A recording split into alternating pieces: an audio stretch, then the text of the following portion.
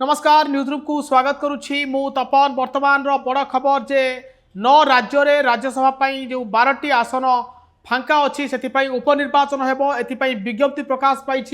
एवं ओडिशारू मध्य गोटे आसन फांका पड़ी जो आसन रे ममता महंत विजु जनता दल छाड़ा पर से आसन टी खाली पड़ी से स्थान में भारतीय जनता पार्टी पक्षर जड़े किए निर्वाचित होइए कारण जेहेतु विधानसभा रे भारतीय जनता पार्टी सर्वाधिक सदस्य अच्छा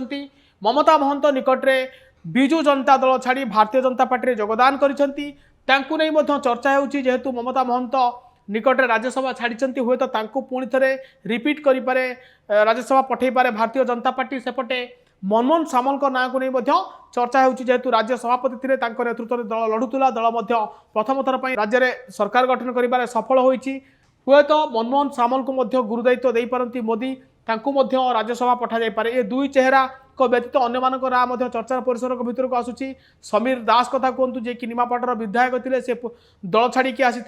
बीजेपी योगदान करते निमापाड़ प्रभाती परिडा विजय पछरे हाथ रही कहुच्छी सेपटे दिलीप राय ना चर्चा रही तमाम चेहरा राज्य में अच्छा आपन को कही रखे राज्यसभा उपनिर्वाचन आज निर्वाचन कमिशन पक्षर विज्ञप्ति प्रकाश पाई सेप्टेम्बर 3 तारिख में निर्वाचन होगा जाऊँगी एवं 9 राज्य में 12टी आसन पर निर्वाचन हेबो। ये राज्यसभा निर्वाचन बहुत गुरुत्वपूर्ण सेतिकी बेले हो पड़ुछि जेतेबेले आपण जानिछंती जे राज्यसभा रे एनडीए रो वर्तमान संख्या कम रही इंडिया मेंटर संख्या अधिका रही तो निश्चय भाव में भारतीय जनता पार्टी पई एनडीए पई ये 12टी आसन गुरुत्व बहन करुछि कारण आपण देखंतु जेतेबेले राज्यसभा रो कोनोसी बिल पास करबा को आगो को अनेक बिल रही गुरुत्वपूर्ण बिल रही मोदी सरकार को जहाँ को पास करने को राज्यसभा आवश्यकता रही किंतु राज्यसभा एवं भी जेहेतु विपक्ष अधिक अच्छा तेणुक ये 12टी आसन भारतीय जनता पार्टी पई एनडीए मोदी गुरुत्वपूर्ण से 9 राज्यर 12टी आसन उपर समस्त नजर रहा जो गोटे आसन रही निश्चय हो सारी भारतीय जनता पार्टी को जीव जेहेतु संख्या अधिक रही एवं अगस्ट 14 तारिख में विज्ञप्ति प्रकाश पाइब एवं 21 सुधा नामांकन दाखल हेबो एवं सेप्टेम्बर 3 रे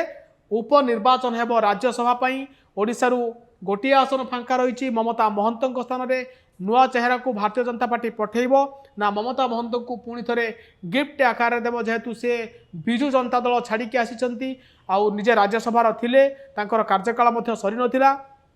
आहरी 21 मास पाखापाखि कार्यकाल थिला 2026 मे 4 पर्यंत कार्यकाल थिला जेहेतु कार्यकाल सरीनी ता पूर्वर हुए तो आउ थे दल पठाई पारे किंबा नुआ चेहरा भाव में मनमोहन सामल को यही दायित्व दे पारे भारतीय जनता पार्टी एवं राज्यसभा पई 12टी आसन पई एवं विरोधी इंडिया और एनडीए मध्य कड़ा टक्कर हेबाकु जाउछि। एभली अधिक खबर देखिया पई हम चैनल को लाइक शेयर और सब्सक्राइब करंतु। धन्यवाद नमस्कार।